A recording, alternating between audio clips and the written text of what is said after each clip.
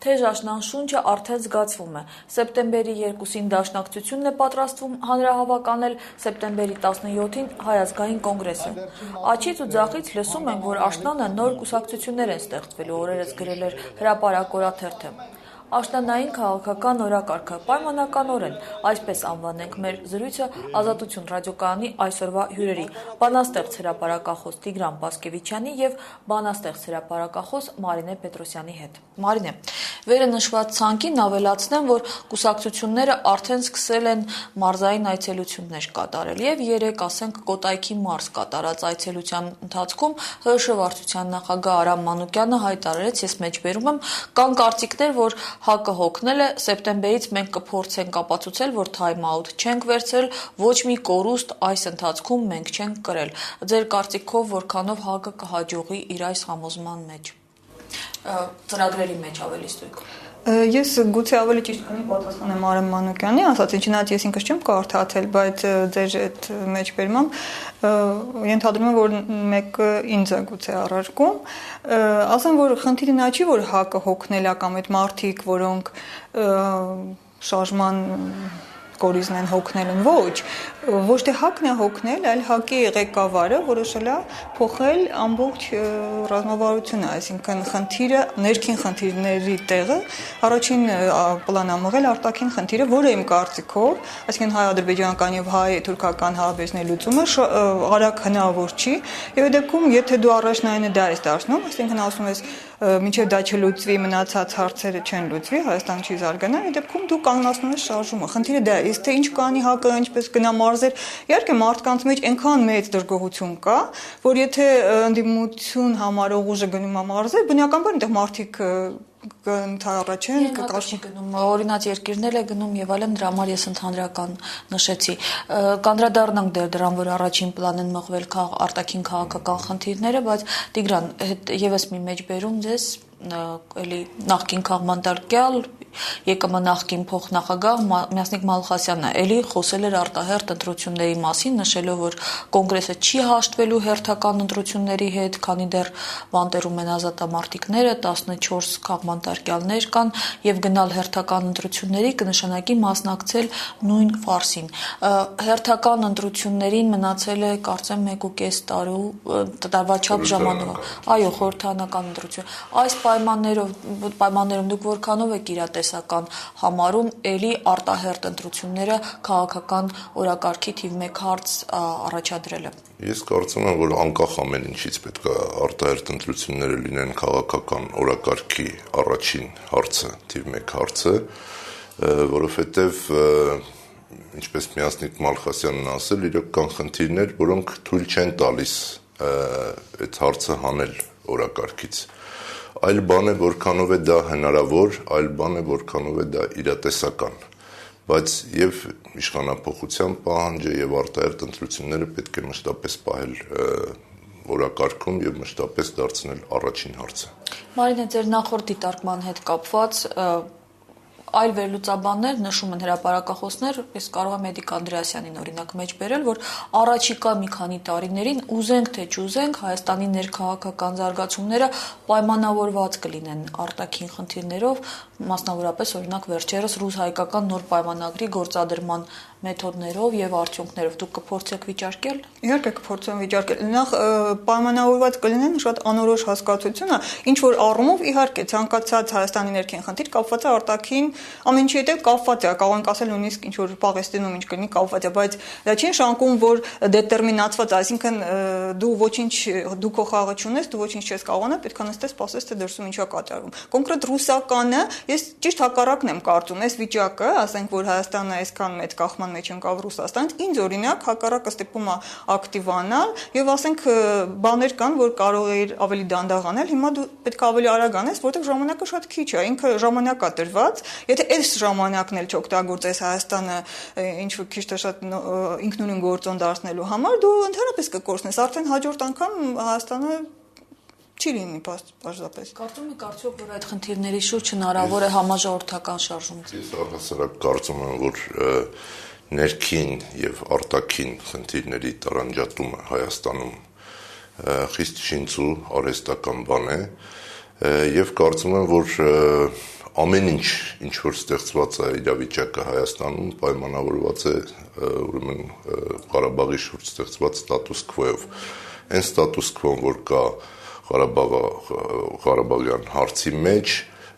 ճշգրտորեն արտացոլված է Հայաստանի ներքին կյանքում։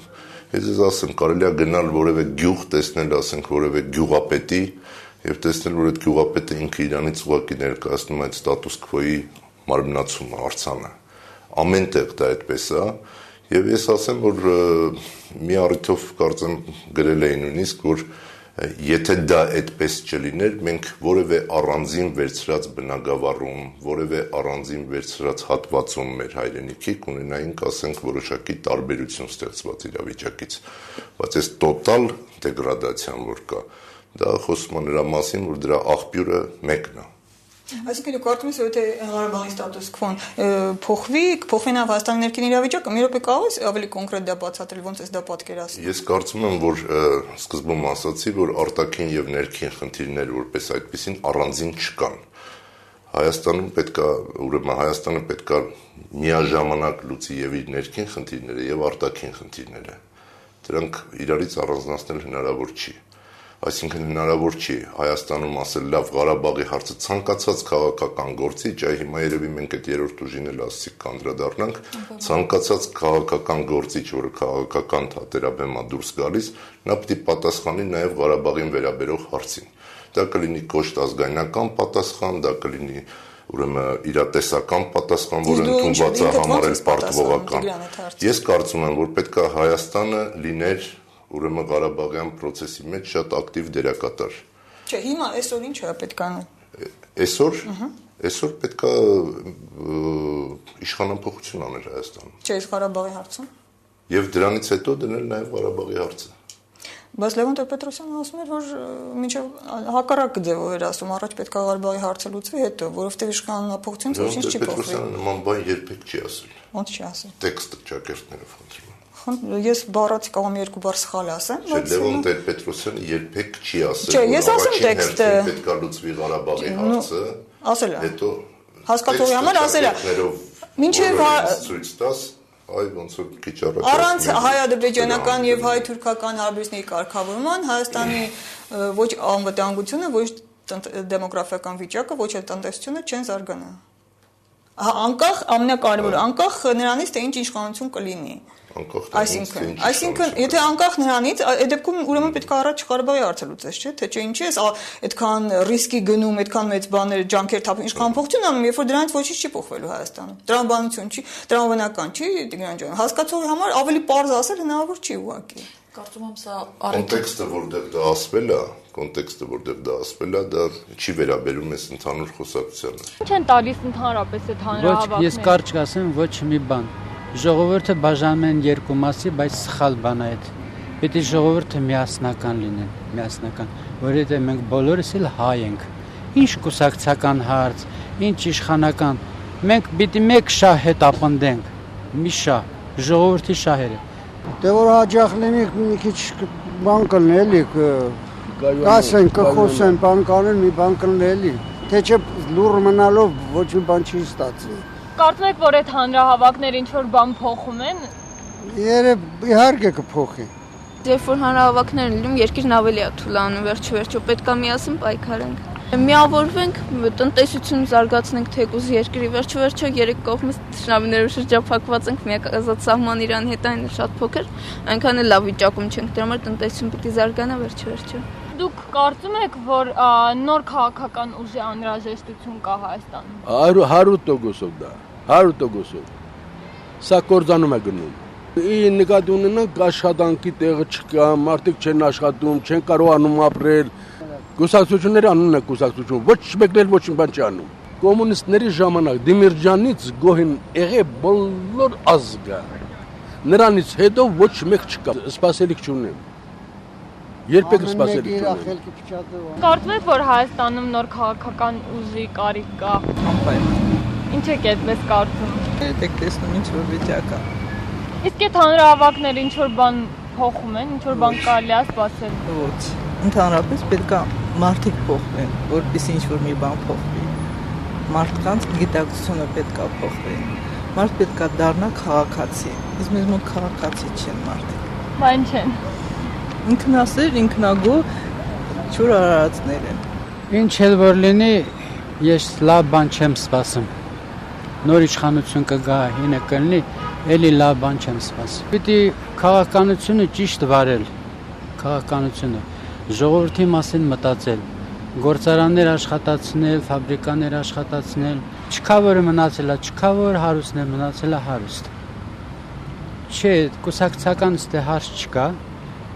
Պիտի մենք կուսակցության մասին չմտածենք հիմա, մենք մտածենք մեր ժողովրդի մասին, մեր ժողովրդի շահերի մասին։ Չեմ կարծում, որ կա տենց ուժ, որը կարող է այդ փոխի այդ վիճակը։ Եվ դրա համար ես ուզում եմ առաջարկել անցնել այդ երրորդ ուժի ձևավորման մասին խոսակցություններին, որ Մարինե հստակ կապված են։ Այո, Մարինե հենց վերջերս դուք հոդված եք հրապարակել նորընդդիմության անգամ կառուցվածքի վերաբերյալ քաղաքական ծրագիր նշելով, մի մեջբերում անեմ այդ հրապարակումից, նորընդդիմությունը չպետք է հավաքվի մեկ լիդերի շուրջ, որովհետև հենց այդ հանգամանքը մեկ լիդեր ունենալը հանգեցրեց 2008-ի շարժման պարտությանը, Հայաստանում այսօր ընդդիմադիր է բնակչության բացարձակ մեծամասնությունը, մեկ լիդերը, ով էլ որ լինի այդ մարդը, չի կարող միավորել ամբողջ ընդդիմադիր դաշտը։ Մեկ լիդեր եթե լինի, ընդդիմադիր այս կամ այն հատվածը կմնա դուրս, ոնց որ եղավ Տեր Պետրոսյանի դեպքում։ Համաձայն։ Խնդրեմ, մի կարևոր ուղում անում, ես երբեք չեմ ասել երրորդ ուժ այդ բառը բառակապակցության ընդհակառակը գործածում են նոր ընդդիմության հակառակորդները, որովհետև իրականում այսօրվա ընդդիմությունը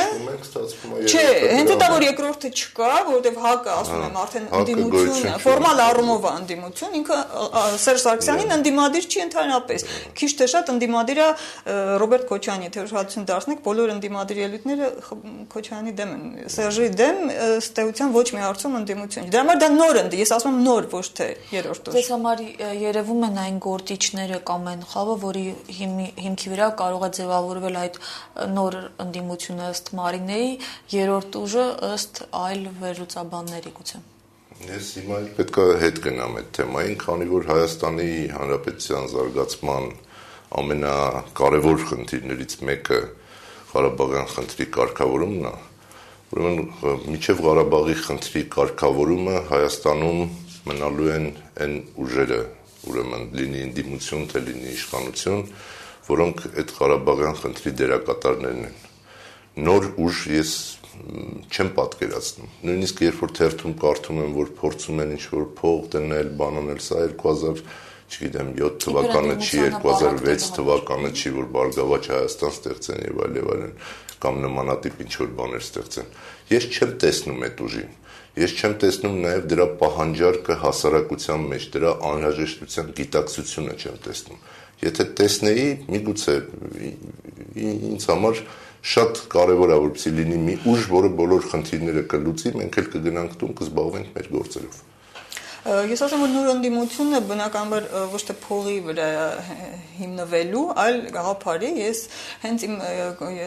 ձեր հիշատակած հոդվածում դա է ուզում ասել, որ պետք է հստակեցնել գաղափարները։ Տեսեք, ՀԱԿ-ը կազմավորվեց, շուտ հստակ գրված է իր հռչակագրում, կազմավորվեց սահմանադրական կարգը վերականգնելու խնդրի շուրջ։ Բայց եթե այսօր բոլորի համար ակնհայտ է, որ այդ խնդիրը հետաձգվում է, այսինքն ձգվում է, որովհետև եթե պայմանավորվում ես Ղարաբաղի հարցով, դա բոլորս էլ հասկանում ենք, երկու օրում լուծվելիք խնդիր չի։ Այսինքն դու դա հետաձգում ես անորոշ ժամանակով։ Եվ այդ դեպքում դուրս է գալիս, որ ՀԱԿ-ը, եթե խնդիրը հանում ես, որի շուրջ միավորումը կատարվել է, ուրեմն մնում է մենակ մարդը, այսինքն ՀԱԿ-ը այսօր պահում է Լևոն Տեր-Պետրոսյանի շուրջ։ ՀԱԿ-ում այսօր մնացել են մարդիկ, ովքեր ուղղակի անվերապահ վստահում են Լևոն Տեր-Պետրոսյանին։ Եվ այդ դեպքում ես Ժեր Սեֆիլյանը մի քիչ առանձին դեպք է, ես դրան չի ուզի անդրադառնալ, բայց մեծ մասը այդպես է։ Ուրեմն հիմա եթե ես նոր ընդդիմություն եմ պատկերացնում, ես պատկերացնում եմ գաղափարի շուրջ, որովհետև ինձ ոմանք առարկում են, որ դա նույն բանն է, ինչ որ ՀԱԿ-ը։ Հե բոլորովին նույն բանը չի, որովհետև ՀԱԿ-ում միավորված ուժերը հստակ գաղափարական, իհարկե ունեն ինչ որ թեքում, մեկ ավելի, բայց իրան գաղափարական սկզբունքով չի բաժանված, այնտեղ լղոզված է ամբողջ դաշտը։ Ես առաջարկում եմ նոր ընդդիմությունը կառուցել գաղափարական հիմքի վրա, ես ինձ պատկերացնում ազատականի մեջ, որովհետև ես ազատական եմ, ես գիտեմ, որ Հայաստանում կան նաև սոցիալիստներ, կարող կարող են ասենք սոցիալ-դեմոկրատի ձևով հանդես գալ, կարևորը քանիսը չի, եթե իրանք կորիզը լինեն, իրանք կստեղծեն իրանք շուրջ այդ բանը։ Եվ կամ պահպանողական։ Ես մի հատ ավարտեմ, ուրեմն ինչու՞մն է խնդիրը։ Ես մի քիչ միտքս կտրվում է, ես մի քիչ ավելի երկար խոսամ։ Ուրեմն դա ինչու է դա կարևոր, որովհետև այդ դեպքում դու միայն ամեն ինչ չես հետաձգում, այսինքն դու եթե դաշտը հստակացնում ես, դու նախ վերցնում ես ամբողջ ընդդիմադիր դաշտը եւ գաղափարական հստակեցում ես կատարում, այսինքն իշխանափոխությունից հետո արդեն կան պատրաստի ուժեր, այսինքն կա քաղաքական համակարգը։ Ինձ համար իշխանափոխություն բառն էլ այդքան ունելի չի, ինձ համար ամենակարևոր խնդիրը քաղաքական համակարգի վերականգնումն է։ Եվ այդ դեպքում եթե դու այդ տեսակ ընդդիմություն ես ստեղծում, դու արդեն հիմքը ստեղծում ես վերականգնում, արդեն նույնիսկ առանց իշխանափոխության դու համակարգը վերականգնում ես։ Ես պատահական չտվեցի այդ հարցը, թե քանի սոցիալիստ կա Հայաստանում, քանի լիբերալ կա Հայաստանում եւ քանի պահպանողական կա, որովհետեւ ու բոլորովին քանակը նկատի չունեմ, ամենևին դա չի նպատակս հարցից,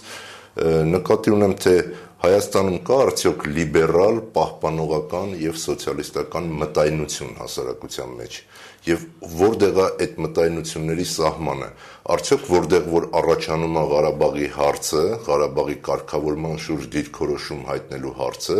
այս բոլոր բաները չեն մղվելու երկրորդական պլան, երրորդական պլան, որտեղ է այդ սահմանը, որովհետեւ բոլոր տեսակի բաները ի վերջո բաժանվում են մի մեծ խմբի, որը ես պայմանականորեն կարող եմ կոչել կեղծ ազգայնականներ եւ ճշմարիտ ազգայնականներ, նախապես ասեմ կեղծ ազգայնականներ ասելով նկատի ունեմ իշխանություններին, ճշմարիտ ազգայնականներ ասելով նկատի ունեմ ընդդիմությանը, որը այս ժողովրդից ոչինչ չի թաքցնում եւ ասում է որ պետք է խնդիրները լուծվեն այսպես, Ուրեմն ասեմ որ այդ կեղծ ոչ կեղծ դա ինձ թվում է շատ վտանգավոր բաժանումը, որտեղ բարախոսական տար ունի իր մեջ։ Ես տվել եմ կլասիկ բաժանումը քաղաքական ուժերի, սոցիալիստներ, ազատականներ եւ պահպանողականներ։ Իհարկե, այդպես կլասիկ ձևով Հայաստանում դրանք չկան, բայց խնդիրը հենց դրանք կազմավորումն է, դրա հիմքերը կան։ Օրինակ ազատականի մասով եթե ասեմ, ես ազատական եմ, ես կարծում եմ ազատականությունը Հայաստանում շատերն ասում են ազատականությունը այսօր չի կարող մեծ ժողովուրդ հավաքել իր կողմը, համաձայն եմ այսօրվա վիճակով այդպես է, որովհետև ինքը վարկաբեկված է եւ խեղաթյուրված է, որովհետև ասենք հայոց համազգային շարժումն է այսպես համարվում, երբ որ ասում են ազատական հայոց համազգային շարժումն են պատկերացնում, իսկ հայոց համազգային շարժումը երբ որ եկավ, հիշում եք իշխանության, ազատականությունը շատ մեծ վարկանիշ ուներ Հայաստանում եւ ընդհանրապես բոլոր պոստսովետական երկրներում եւ մարդիկ ազատական տնտեսություն ասելով պատկերացնում էին, ասենք արևմուտքի բարգավաճ եւ այլն տնտեսությունը եւ մտածում են այդպես կլինի, բայց այդպես չեղավ եղավ ճիշտ հակառակը, մարդկանց մեծ մասը աղքատացավ, դա իհարկե ուներ իր օբյեկտիվ պատճառները, բայց մենակ օբյեկտիվ պատճառները չէին։ Եվ հայոց համազգային շարժումը ընդհանրապես իր վրայից գցեց բոլոր տեսակի պատասխանատվությունը, ասաց ամեն ինչ պայմանավորեց պատերազմով եւ ստեղծեց այն կեղծ պատկերացումը, որ ազատականությունը հենց այդ է, որ դու ոչ մի պատասխանատվություն չես վերցնում, շուկան ամբողջովին ազատում ես, դեռ այդ շուկան էլ չկա իհարկե մոնոպոլիա,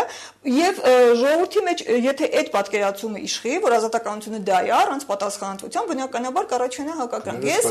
Ես կարծում եմ ոչ մեկը չփորձեց, որպեսզի հակառակն ապացուցեր։ Ես ուզում եմ հակառակն ապացուցել, որ այն ժամանակ չփորձեց եւ այն ժամանակ որևէ մեկը չէր փորձ անում փորձել դա։ Իսկ ես կարող եմ հակառակն ապացուցել, որ այդ ազատականացման process-ը ի վերջո տարավ մեզ ճգնաժամից դուրս գալու։ Ես քեզ եթե չես նայել, ես ունեմ մի ֆիլմ Հայաստանում էներգետիկ ճգնաժամի հաղթահարման մասին, կարող եմ այդ դիսկը տալ նայես եւ այնտեղ շատ པարզ երևում է, թե ոնց ազատականությունը մեզ հանեց էներգետիկ ճգնաժամից։ Մարինե, Հայազգային կոնգրեսի համակարգող Լևոն Զուրաբյանը այս երրորդ ուժի կամ նոր ընդդիմության ձևավորման կապակցությամբ դա անվանել էր ուղղակի իշխանության փորձը, ջլատել եղած համախմբումը կամ էլ ըստ նրա այդ մարդիկ համարժեք չեն գնահատում քաղաքական իրողությունները եւ իրենց ամբիցիաները, հավակնությունները թույլ չեն տալիս սառնասրտորեն հաշվարկել քաղաքական իրողությունները։ Կհամաձայնեք, որ այս պնդումներում ես ասեմ, որ այդ մտայնությունը, որը ընդդիմադիր թերթերում ինչպես շրջում է, պատվեր կատարել, ինչ որ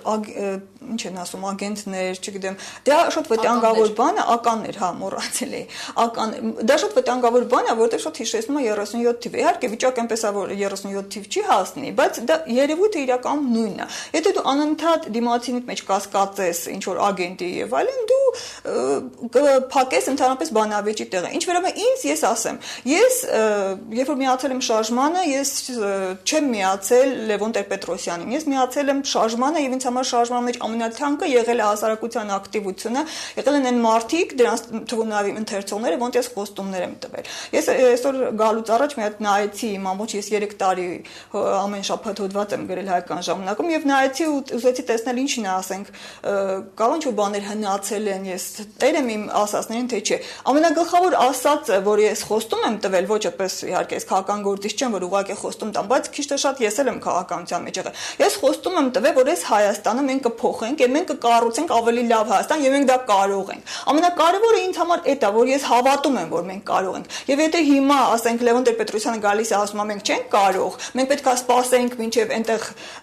հայ-ադրբեջանական հարցը լուծվի։ Իսկ ես գիտեմ, որ այդ լուծումը այսօր ինքն էլ է ի դեպ ասում։ Մենակ ես չգիտեմ։ Ինքն էլ ասում է, որ հիմա այսօրվա լուծումը 10 տարի առաջվանից վատն է, այսինքն վատ լուծում է, բայց ինքը ասում է մենք ստիպված պիտի գնանք։ Այսինքն դրան ես համաձայնել չեմ կարող։